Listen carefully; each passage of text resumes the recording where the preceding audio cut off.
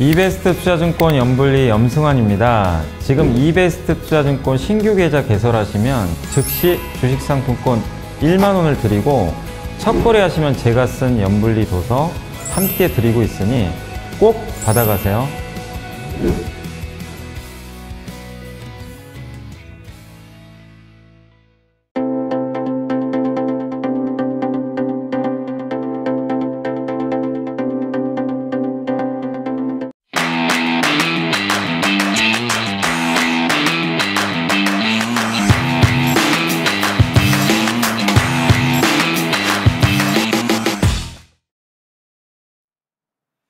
안녕하십니까. 오늘도 인사드립니다. 저는 이베스트 투자증권 해외 주식 영업팀에서 근무를 하고 있는 권준국이라고 합니다. 이번 주도 마찬가지로 해외 증시에서 있었던 이야기들, 이슈거리들, 그 다음에 특징적인 기업들, 그리고 또 한 가지 제가 준비해온 투자 테마까지 해서 좀 말씀을 드리려고 하는데, 이번 주는 사실 이제 코로나도 주변에서 날리고 오미크론도 요즘에 말들이 많은데, 이런 부분들이 그러면 시장에서는 또 어떤 영향을 미쳤는지, 특히 해외 증시에서는 또 어떤 영향들이 있었는지부터 시황부터 조금 말씀을 드리도록 하겠습니다.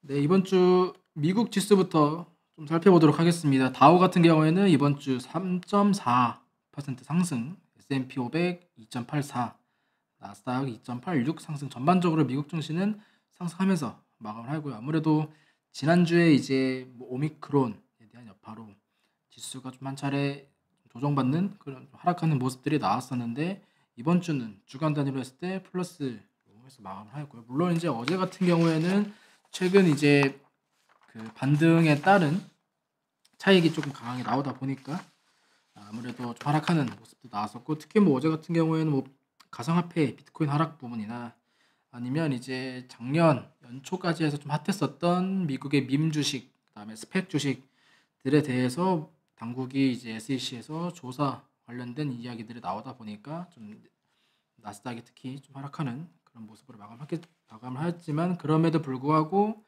미국 같은 경우는 이번 주는 플러스로 마감을 했다라고 보시면 좋을 것 같습니다. 섹터로 봤을 때 이제 IT 쪽 개별 기업들, 특히 애플을 중심으로 한 IT 쪽과 그 다음에 오미크론에 대한 우려가 전주에는 좀 많이 악영향을 받았지만, 이번 주는 그 오미크론에 대한 증세가 생각보다는 약하다라는 내용들이 나오면서 이 부분에 대한 셧다운 우려도 낮아지고, 관련해서 여행, 레저, 호텔 관련된 섹터가 이번 주에는 긍정적으로 영향을 미쳤던 것 같습니다. 주간 상승 종목으로 봤을 때 일단 알리바바가 이번 주에 주간 수익률 10%로 좀 굉장히 아웃퍼폼하는 모습 보였지만, 사실 이제 이 ADR, 특히 알리바바 같은 경우는 변동성이 굉장히 크죠. 바로 전주 같은 경우에는 또 굉장히 하락하는 모습 보였었고, 그렇다 보니까 이번 주에 10% 올랐다고 해서 지금 알리바바 주가의 추세가 그렇게 좋다라고 보기는 좀 어려울 것 같습니다. 아무래도 계속적으로 이어지고 있는 규제에 대한 문제가 알리바바의 주가에 좀 악영향을 주고 있다라고 봐야겠죠. 그리고 두 번째 에어비앤비 같은 경우에도 이번 주에 8.8% 상승을 하면서 굉장히 좋은 모습 보여주고 있는 것 같습니다. 아무래도 이번 주에 말씀드렸다시피 오미크론에 대한 우려가 다소 완화되다 보니까 여행 관련주인 에어비앤비에 대한 주가가 좀 긍정적으로 나왔었고, 에어비앤비뿐만 아니라 보게 되면 항공 쪽은 아메리칸 에어라인 같은 경우에도 이번 주에 9% 이상 좀 강하게 모습 보이면서 좀 관련된 기업들이 하락에 따른 좀 반등하는 모습들을 보여줬다라고 보시면 좋을 것 같습니다. 그리고 이번 주에 그 대형 기술주 중에 제일 눈에 띄었었던 기업은 아무래도 애플인 것 같은데요. 애플이 이렇게 높은 주가 추세임에도 불구하고 이번 주에 또다시 역사적 신고가를 갱신하는 굉장히 강한 모습을 보여주었던 것 같습니다. 일단 애플 같은 경우에는 이제 긍정적인 보고서 내용도 있었는데, 그 애플의 지금 현재 매출에서 가장 크게 차지하고 있지는 않은데, 그 매출 총 이익률을 봤을 때에는 마진으로는 좀 굉장히 많이 남고 있는 사업 부분이 이제 애플의 서비스 부분인데, 이 부분에 대한 강점으로 이제 뭐 투자 의견 상향 보고서 나온 부분들도 있고요. 그리고 바로 이제 전일 같은 경우에는, 그저께 같은 경우에는 애플이 이제 2세대 VR, 그러니까 증강현실 가상 헤드셋 지금 2세대의 개발을 나서고 있다라는 점이 좀 부각이 되면서 굉장히 애플의 주가가 강세를 보였었고, 이 애플발 소식으로 이 메타버스 관련된 기업들도 그 강한 모습, 긍정적으로 좀 주가 흐름이 좋았다라고 정리를 할 수 있을 것 같습니다. 이 사실 이제 지금 현재는 이 VR 메타버스 관련 헤드셋이 페이스북에서 그 출시한 오큘러스 상품이 현재까지는 시장에서 가장 많이 팔리고 있는데, 이 애플의 헤드셋이 2023년에는 약 250만 대에서 300만 대, 2024년에는 약 800만 대에서 1000만 대 정도까지 지금 전망이 나오다 보니까, 사실 이제 이 메타버스가 단기적인 이게 유행으로 그치지 않고 이 산업 트렌드를 애플이 주도를 할 수 있다라는 보고서가 나오다 보니까 애플의 주가, 그 다음에 메타버스 관련된 기업들의 주가도 나쁘지 않았던 것 같습니다. 그렇다 보니까 페이스북 메타 플랫폼스의 주가도 이번 주에 주간 수익률 약 7.4% 상승을 하면서 전주의 하락 부분을 거의 좀 만회하는 그런 모습들을 보여줬고요. 그다음에 특징적으로 지금 CVCS 같은 경우에는 바로 이제 어제 이번 주에 약 7% 굉장히 강한 모습 보여줬고, 바로 어제 좀 강한 모습 보여줬던 것 같은데, 그 약국이랑 보험을 통합하는 새로운 서비스를 출시를 할 것이다 라는 내용이 좀 부각이 되면서 내년에 매출이 빠르게 올라올 것이다, 그런 전망들 때문에 CVCS의 주가가 이번 주에 특징적으로 좀 눈에 띄었던 것 같습니다. 그리고 하락 종목들 보게 되면 이번 주 그 모더나 같은 경우에는 마이너스 11% 좀 하락하는 모습 보여주면서, 확실히 오미크론에 대한 우려 여파가 좀 낮아지다 보니까 백신 관련된 모더나도 그렇고, 지금 6번째에 있는 화이자도 마찬가지로 전반적으로 좀 하락하는 그런 모습들을 보여주었던 것 같습니다. 확실히 좀 최근에 가파른 상승에 대한 오미크론 우려 여파가 낮아지면서 매물 출회가 되었다라고 보시면 좋을 것 같고요. 그 다음에 그 케이블 업체, 전통적인 케이블 업체의 두 업체인 차터 커뮤니케이션과 컴캐스트 같은 경우에도 이번 주에 그 주간 단위로 마이너스 약 10%, 7% 정도 하락하는 모습 보여주었던 것 같고요. 그리고 이제 눈에 띄는 게 사실 이제 테슬라 같은 경우에도 이번 주 마이너스 1% 상승인데, 사실 이제 어제 테슬라 주가 나쁘지 않았었는데 어제 좀 많이 빠지면서 테슬라 주가가 이번 주에 하락하면서 마감을 했었던 것 같은데, 어제 같은 경우에는 일단 밸류에이션 부담에 대한 이슈도 있었고, 그 다음에 어제 그 바로 스펙 종목들에 대한 조사 소식이 나오다 보니까 지금 이제 루시드의 주가가 굉장히 좋지 못합니다. 그러니까 루시드가 바로 어제도 18% 관련된 내용 때문에 18% 하락하면서 마감을 했었고, 주간 단위로도 22%, 그러니까 최근에 그 한 11월 말까지 12월 중순까지 굉장히 가파르게 올라왔었던 루시드의 주가가 빠르게 조정을 받고 있고, 관련된 내용들 영향을 미치고 있는데, 아무래도 같은 전기차로 묶일 수 있는 테슬라의 주가도 좀 영향을 받고 있는 그런 모습인 것 같고, 특히 이제 리비안이 상대적으로 좀 부각이 되다 보니까, 테슬라의 경쟁자로 부각이 되다 보니까 아무래도 그 부분도 주가에 영향을 미치고 있다라고 볼 수 있을 것 같습니다. 섹터로 보게 되었을 때는 이번 주 아무래도 이제 이 TQQQ가 계속 나오는 게 뭐냐라고 보실 수 있는데, 이게 이제 나스닥의 레버리지인데 이게 2배가 아니라 3배짜리. 그러다 보니까 확실히 주간 단위로 했을 때 수익률이 굉장히 좀 좋을 때는 좋게 나오고, 안 좋을 때는 또 굉장히 안 좋게 그렇게 나오고 있는데, 이 부분이 이제 이 ETF의 주간 상승 필터링이 이제 시가총액 100억 달러 이상이니까 굉장히 큰 규모의 ETF만 선별을 해서 수익률을 정리를 한 건데, 이 TQQQ 같은 경우에는 레버리지임에도 불구하고 규모가 크다 보니까 이렇게 좀 트래킹이 되고 있다는 점 참고를 해주시면 좋을 것 같습니다. 하락 종목 TLT 같은 경우에는 미국의 장기 국채를 담은 ETF이고요. 마이너스 3% 이번 주 주간 수익률 기록을 했고, 그 다음에 마찬가지로 실물 자산인 은 관련된 ETF 마이너스 2.64%. 전반적으로 물가 연동, 금, 은 관련된 상품들에 대한 ETF가 주간 수익률이 좋지 못했다라고 보시면 좋을 것 같습니다.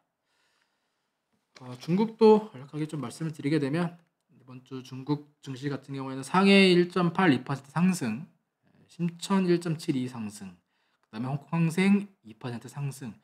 간만에 좀 중국 증시가 플러스로 마감을 하였던 것 같습니다.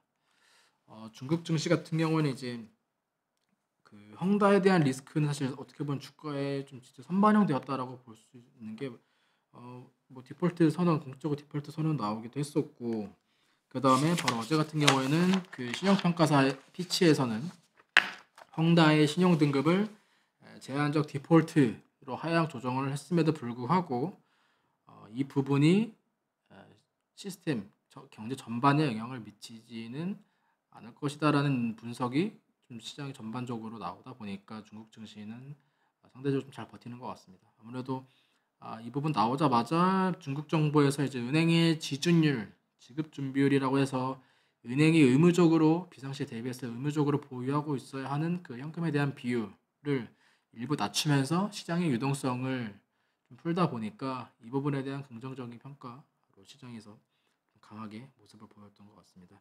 물론 이제 제한적 디폴트라고 하긴 하지만 이 부분이 이제 실질적인 절차가 개시되지 않았기 때문에 제한적이라는 표현을 썼던 거지, 사실상 이제 헝다의 디폴트는 좀 현실화가 되고 있고 중국의 여러 부동산 업체들은 확실히 좀 많은 타격을 보고 있는 그런 상황이라고 보시면 좋을 것 같습니다. 물론 그럼에도 불구하고 중국 증시는 헝다발 우려보다 유동성 증가, 유동성 풀리는 부분에 대한 분석이 조금 더 좋게 영향을 미쳤던 것 같습니다. 물론 이제 그 헝다발 이슈뿐만 아니라 중국 같은 경우는 올해 주간 수익률, 연간 YTD 수익률이 상대적으로 좋지 못한 모습은 사실 이제 미국과 중국의 갈등에 대한 우려도 있는데 이 부분은 여전히 계속적으로 중국 증시의 좀 잠재적인 요인이다라고 보시는 게 좋을 것 같고요. 이번 주는 헝다발 우려에도 불구하고 지준율 인하라는 유동성 호재 때문에 중국 증시가 플러스로 마감을 했다라고 좀 정리를 할 수 있을 것 같습니다. 그럼 이번 주 해외 증시에 대한 시황 이슈거리는 이 정도로 마무리를 하고, 이번 주에 또 제가 준비해온 테마 ETF에 대해서 좀 말씀을 드리는 시간을 갖도록 하겠습니다.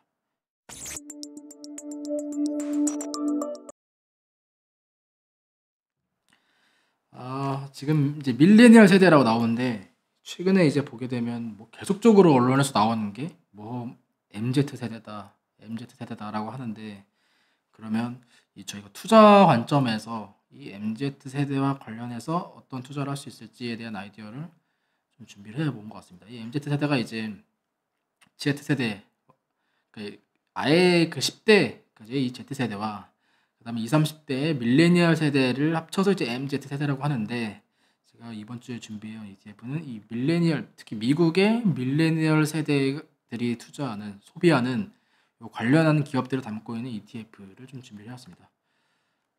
이 밀레니얼 세대가 지금 보게 되면 미국의 전체 인구 중에 약 Z세대, MZ세대가 인구 비중의 절반 가까이 차지를 하고 있는데, 이 세대가 확실히 소비력도 올라가고 있고 기존에 있는 기성세대와는 다른 독특한 선호를 보여주고 있다 보니까 확실히 관련된 수혜를 받는 기업들이 탄생을 하고 있는 거죠. 지금 예시로 몇 가지를 보게 되면 이제 밀레니얼 세대, 미국 기준입니다. 이 밀레니얼 세대의 약 88%는 어떤 매체를 활용할 때 스트리밍을 구독을 한다. 확실히 우리 주변에서도 이거는 확인할 수가 있는 게, 예전에는 본다고 하면 무조건 TV 보고, TV에 이제 지상파에서 추가되면 이제 케이블 정도였는데, 최근에는 거의 물어보면 한 가지씩은 OTT를 이용을 하고 있다라고 볼 수 있겠죠. 저희 주변 세대에서 확인해 보면 뭐 대표적으로 뭐 넷플릭스가 있을 수도 있고 얼마 전에 우리나라에 출시한 뭐 디즈니 플러스도 있고 뭐 우리나라에는 이제 뭐 티빙, 뭐 웨이브 이런 채널도 있고 뭐 미국에는 HBO 맥스나 뭐 아마존 프라임, 애플 TV 이런 스트리밍을 통해서 어떤 컨텐츠를 이용을 하는 이 세대들이 젊은 세대를 중심으로 해서 굉장히 빠르게 올라오고 있고 그러다 보니까 뭐 우리가 굳이 뭐 꼽을 필요 없이 넷플릭스 주가만 봐도 사실 알 수 있잖아요. 이런 부분들에 대한 수혜가 이 밀레니얼 세대의 소비에 따른 어떻게 보면 변화되는 그 투자자들의 트렌드다라고 볼 수 있을 것 같습니다. 스트리밍뿐만 아니라 뭐 밀레니얼 세대의 60%는 $4 이상의 커피를 구매를 한다. 이 부분이 베이비 부머라고 할 수 있는 기성세대보다 확실히 좀 눈에 띄는 차이를 보여주고 있고 뭐 운동도 그렇고 확실히 이 밀레니얼 세대의 독특한 선호로 생기는 트렌드가 실제로 주가에도 확실히 우리가 반영이 되고 있다라고 볼 수 있을 것 같습니다. 이 부분이 이제 2020년 미국의 이제 인구 비중을 볼 수 있는 건데 아까도 말씀드렸다시피 MZ라고 할 수 있는 Z세대와 밀레니얼 세대가 약 인구의 약 거의 50%의 절반 가까이를 차지를 하고 있고 X세대와 베이비 부머가 이제 그 다음에 차지를 하고 있다라고 보시면 좋을 것 같습니다. 그런데 사실 과거에는 이제 젊은 층은 뭐 소비를 주도하고 있다라는 느낌을 주지는 못했었는데 시대가 변화오면서 경제활동 인구, 경제 가능 활동 인구 중에서 이 많은 부분을 이 밀레니얼 세대가 차지를 하고 있고 그러다 보니까 소비력이 상승을 하는 부분 그러다 보니까 이 밀레니얼 세대의 바뀌는 소비 트렌드에 대한 주목을 해볼 수가 있고 관련된 기업들을 우리가 좀 주목을 해보면 좋지 않을까라고 보고 있는 거죠. 그러면 과연 이 밀레니얼 소비에 대한 어떤 ETF가 있냐라고 했을 때 제가 준비한 ETF는 MILN이라는 ETF입니다. 밀레니엄의 약자가 되겠죠. 밀레니얼 세대의 이 소비에 상당 부분 노출이 되고 있는 미국 기업에 투자를 하고 있는 ETF가 MILN이고요. 상장한 지는 좀 됐습니다. 5년 정도, 지금 2016년이니까 5년 반 정도 된 ETF고 운영 자산이 약 2억 2천만 달러 정도니까 규모는 한 미드캡 정도 되는 그런 규모인 것 같습니다. 배당은 많이 지급을 하고 있지는 않고 종목대 80개 정도 담고 있는데 거의 대부분이 이제 미국 기업들 위주로 담겨져 있다라고 보시면 될 것 같고요.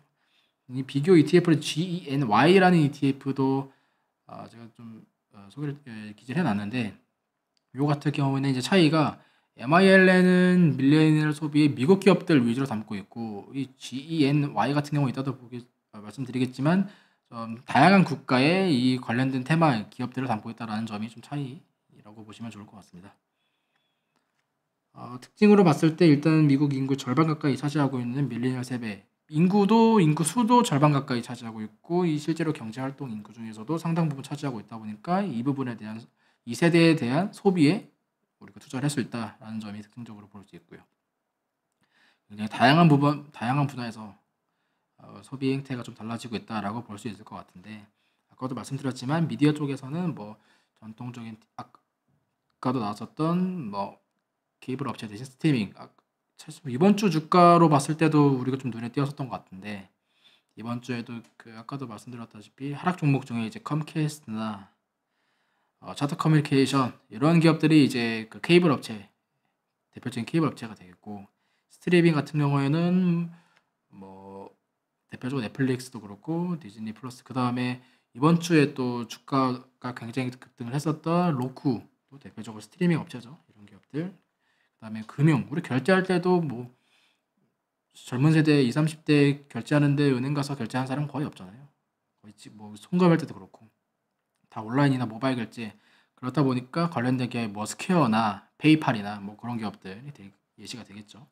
그 다음에 운동을 단순히 이제 뭔가 몸을 쓰는 행태가 아닌 어떻게 보면 레저와 운동을 결합한 애슬레저의 개념으로 해서 그 밀레니얼 세대가 접근을 한다라는 점에서 이 부분에 대한 투자 뭐 관련점 나이키가 될 수도 있고 아니면 뭐 여성분들 같은 경우에는 이제 룰루레몬 같은 업체들이 혹시 이 관련된 기업들이 될 수가 있겠죠. 그러다 보니까 이 소비자들 주 소비자들의 새로운 소비 트렌드 변화에 좀 우리가 관심을 두는 투자 아이디어라고 좀 준비를 해봤습니다. 그리고 이거 같은 경우에는 아까 이제 제가 소개해드린 MILN ETF와 아까 비교 ETF로 나온 GNY의 올해 YTD 주가를 좀 비교해 본 거고요. 퍼포먼스는 일단 MILN ETF가 확실히 좀 눈에 띄는 15.6% 대 4%니까 확실히 좀 강한 모습 보여줬던 것 같고, 아무래도 이제 이번 올해 같은 경우에는 시장 자체가 뭐 미국이 좀 강한 모습들을 보여주기도 했었죠. 그러니까 미국 기업 위주로 담고 있는 MILN의 좀 성과가 확실히 좀 눈에 띄었었고, 이 같은 경우 이 GNY 특징적인 게 미국 ETF인데 가장 많은 비중을 담고 있는 기업이 아프리카 TV예요. 우리나라의 아프리카 TV 맞고요. 물론 실제로 맞죠. 이 MZ세대, 젊은 세대가 많이 이용을 하고 있으니까. 그리고 소니도 뭐 일본 기업이고 한데 이 기업들이 이 GNY에 많은 비중을 차지하고 있는 그런 기업이고요. 그러다 보니까 나는 미국 기업 말고 뭐 글로벌한 이 소비 트렌드에 좀 주목을 해보고 싶다라고 하시는 분들은 뭐 GNY가 또 대안이 될 수가 있죠. 물론 올해 퍼포먼스는 MILN이 좋았지만 뭐 이게 계속적으로 그렇다라는 보장이 없기 때문에 그거 같은 경우에는 투자자분들의 성향에 따라서 선택을 해주시면 좋을 것 같습니다. 그 다음에 이거 같은 경우에는 MILN ETF가 담고 있는 기업들, 상위 10개 기업들에 대해서 간략하게 좀 개요를 소개를 해드린 거고요. 1위 같은 경우에는 인투이트라고 해서 조금 생소하실 수 있는데 온라인으로 세금 처리라던가 뭐 자산 관리, 회계 관리 할 수 있는 이런 솔루션을 제공하는 기업이다라고 보시면 좋을 것 같고요. 그 다음에 이 코스트코도 많이 주변에서 이용을 하시죠. 그 다음에 홈디포나 로스 같은 경우에는 확실히 주택 개량, 인테리어 꾸미는, 집 꾸미는, 방 꾸미는 여러 관련된 기업들이라고 보시면 좋을 것 같고, 그 다음에 나이키는 아까 또 나왔었죠. 어떻게 보면 건강, 에슬레저 관련된 기업으로 담겨져 있다라고 보시면 좋을 것 같고, 전반적으로 보게 되면 구글은 아무래도 유튜브에 대한 영향이겠죠. 유튜브, 그 다음에 애플, 그 다음에 OTT 미디어, 넷플릭스나 주 SNS인 메타 플랫폼스, 그 다음에 많은 사람들이 우리나라에서 쿠팡처럼 이용을 하고 있는 미국의 아마존, 전반적으로 젊은 층 20, 30대, MZ, 밀레니얼 이 세대들이 주로 이용을 하고 있는 여러 산업의 기업들을 담겨져 있다라고 보시면 좋을 것 같습니다. 이런 ETF를 제가 소개해드린 이유는 이제 이렇게 해외 주식, 특히 미국 증시에는 우리나라와 다르게 굉장히 다양한 ETF가 있다고 제가 계속 말씀드리는데, 그렇다 보니까 단순히 뭐 섹터도 그렇고 뭐 레버리지도 있지만 어떻게 보면 전통적인 그런 정형화된 섹터가 아닌 새로운 투자 아이디어라고 할 수 있나요? 좀 이런 새로운 관점에서도 운영이 되고 있는 그런 ETF들이 여러 가지가 있다 보니까 제가 좀 계속적으로 이런 것들을 소개를 해드리고 있다는 점 투자하시는데 참고해 주시면 좋을 것 같습니다. 우리가 아무래도 세대가 변화오면서 변화되고 있는 그런 트렌드 중에 하나가 이제 또 계속적으로 언론에서 나오는 MZ, 젊은 세대의 소비, 이런 부분들에 대해서 우리가 또 주목을 해보면 좋지 않을까라고 해서 준비를 온 거니까 매매하시는데, 투자하시는데 참고가 되셨으면 좋겠습니다. 그러면 이번 주도 마찬가지로 해외 증시에 있었던 일들과 기업들, 이슈들, 그리고 이번 주에 제가 또 준비한 투자 아이디어, 투자 테마 ETF인 밀레니얼 세대 관련된 ETF인 MILN까지 소개를 해드렸습니다. 저는 이베스트 투자증권 해외 주식 영업팀 권준구이었습니다. 감사합니다.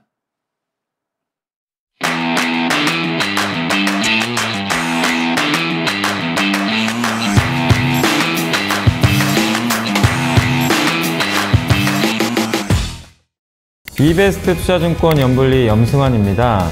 지금 이베스트 투자증권 신규 계좌 개설하시면 현금처럼 쓸 수 있는 주식 상품권 1만 원을 드립니다.